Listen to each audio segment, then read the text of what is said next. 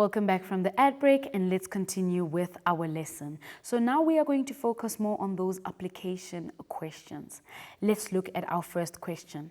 So it says they fill in the following flow diagram. Now remember, our flow diagram has input values and they go through the rule and then they give us the output value. So let's look at what the rule is here. So the rule says y is equals to 2x plus 5. Now what does this mean?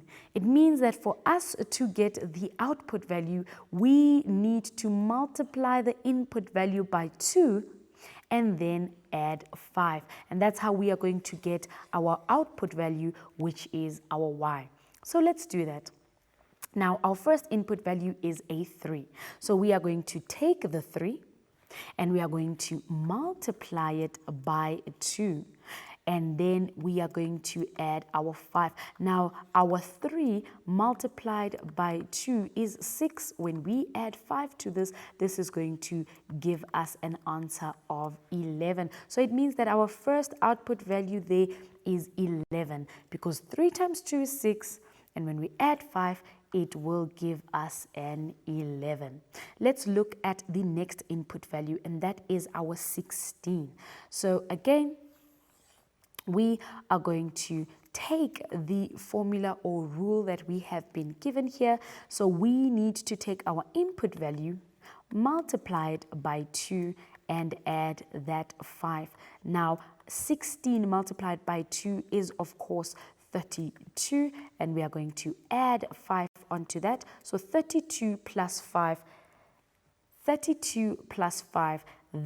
is going to give us an answer of 37. So that is our second output value there, if the input value is a 16.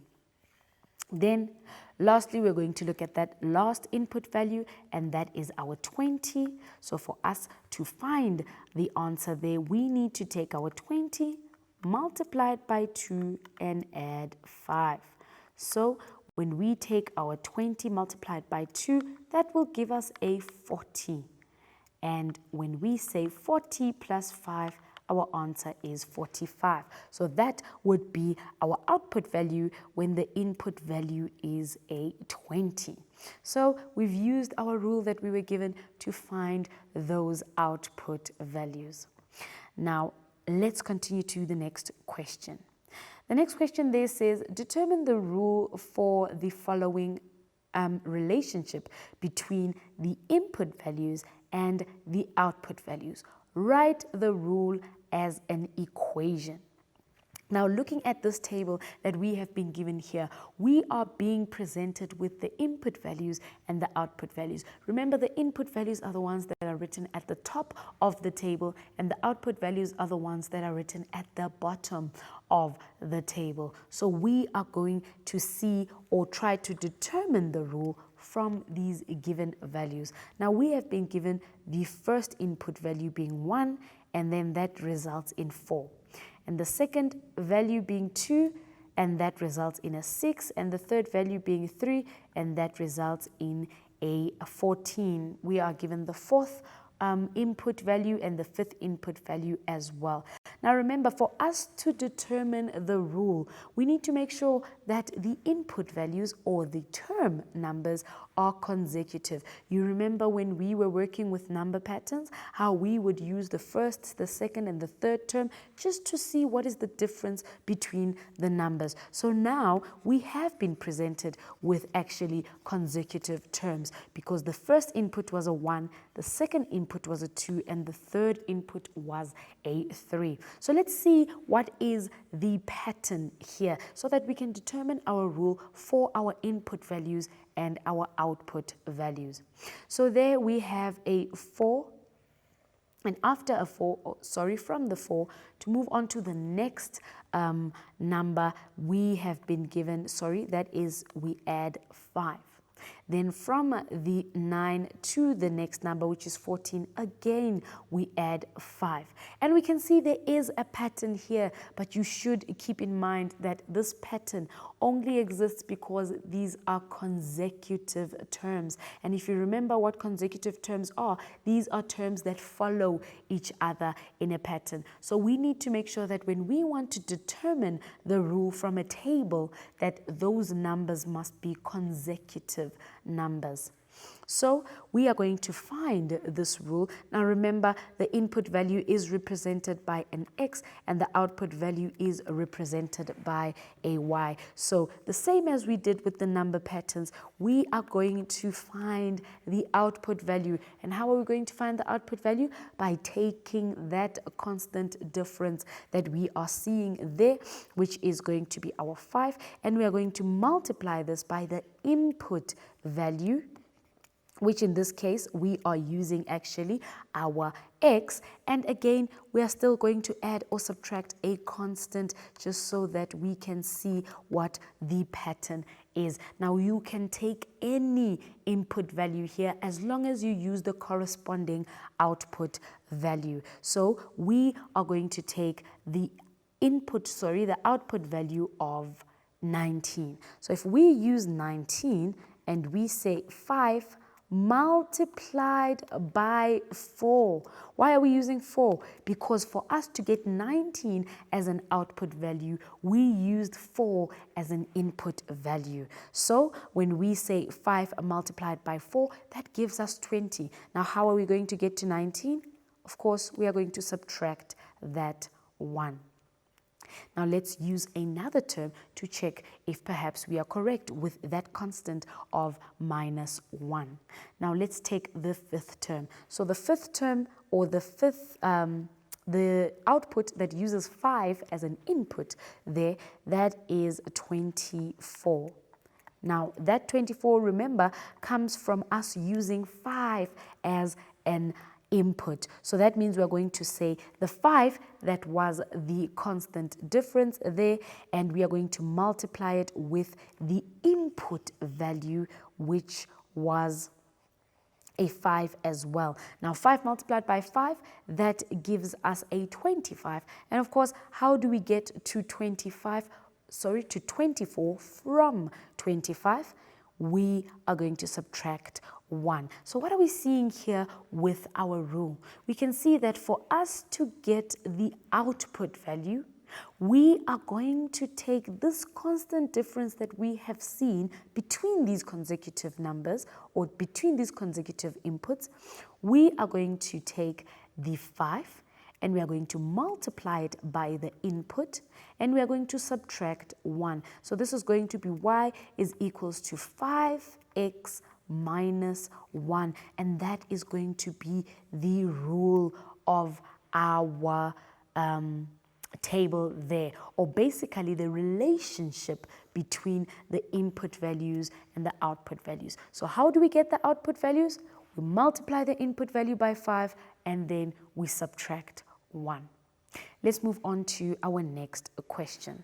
So our next question there says, find the missing part of the rule in the flow diagram. So when we look at this flow diagram, we have been given the input values and the output values. So nothing is missing there. We have all those numbers. Then we have only been given the second part of our rule there, and that is 2 minus 2. Remember that there is our rule, but our rule is clearly shown to having 2 parts. So the second part, we know that we are going to subtract by 2, but how are we going to find the first part of our rule?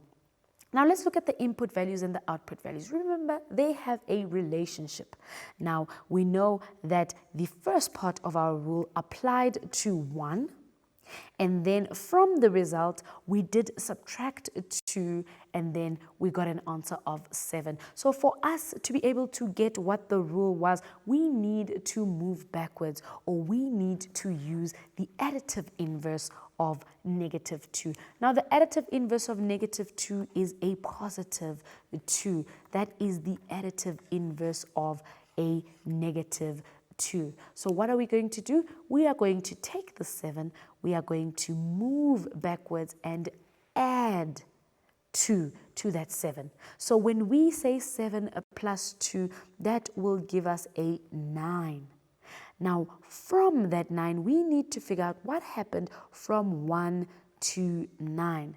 Now there are a couple of options, of course. We can say that we added 8, but we can also say that we multiplied by 9. So because we are not sure, let's use the second input and output value to see what those options are. So it's either we added 8 or we multiplied by 9. Now one of them has to work for all of these input and output values. So let's take 61. Now when we take 61 and we use the additive inverse of negative 2, we are going to add 2 to 61. Now that is going to give us a 63.